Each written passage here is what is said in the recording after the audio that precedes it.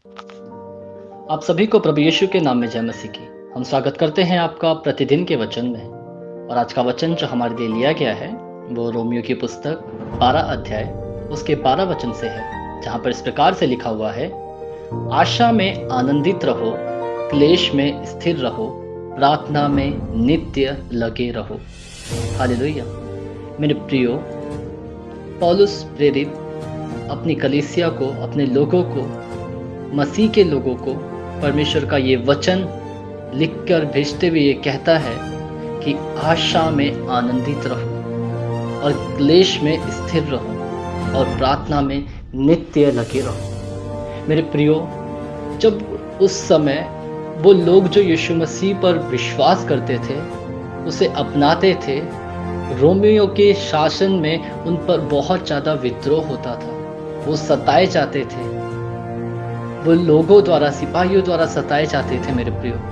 लेकिन फिर भी पौलुस उन्हें वचन लिखते हुए कहता है कि आशा में आनंदित रखो, आशा में आनंदित रहो।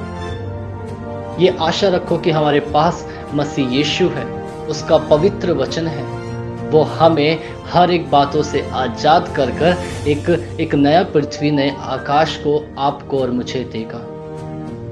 ये आशा आपको और मुझे रखनी है, जो कि पौलुस ने अपने लोगों से भी कहा है।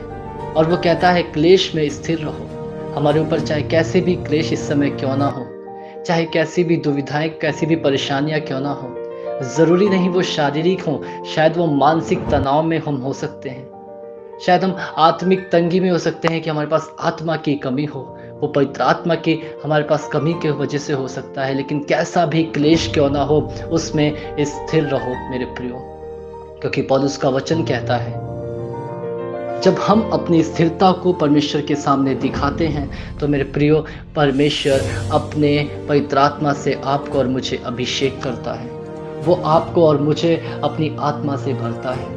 और वचन कहता है कि प्रार्थना में नित्य लगे रहो, क्योंकि क्लेश आने पर कई बार हम भूल जाते हैं कि हमारे पास सर्वशक्तिमान, सर्व सामर्थी परमेश्वर हमारे साथ है। हम उस परेशानियों को देखने लगते हैं, उन चीज़ों को देखने लगते हैं और कहते हैं कि हाँ, ये परेशानियाँ कितनी बड़ी हैं, कैसे हल होंगी, क्या होगा मेरा। हम कई बार अपने मुख से ये शब्द भी बोल देते हैं कि हे प्रभु, इससे अच्छा होता कि तू मुझे उठा लेता।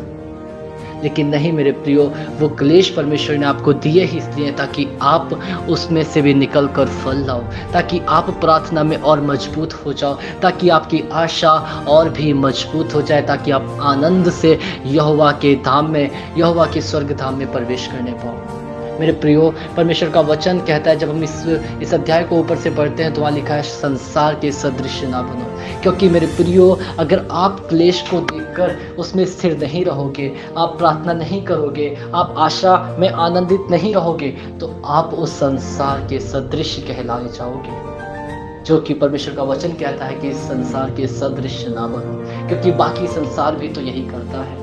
लेकिन आप उनसे अलग हो, आप यीशु मसीह को जानने वाले, यीशु मसीह पर विश्वास रखने वाले एक परमेश्वर के जन हो, उसके चेले हो।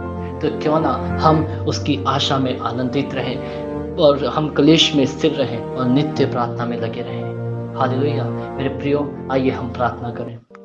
धन्यवाद प्रभु यीशु, धन्यवाद करते सुंदर समय के लिए प्रभु, जो आपने हमारे जीवन में दिया। सच में तेरा वचन सामर्थी है।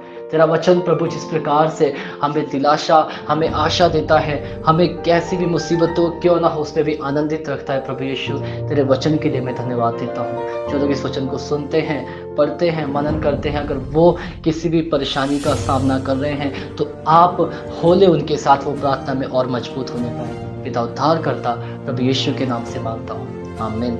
हालेलुया। आप सभी को प्रभु यीशु के नाम में जय मसीह की। आपका दिन शुभ हो।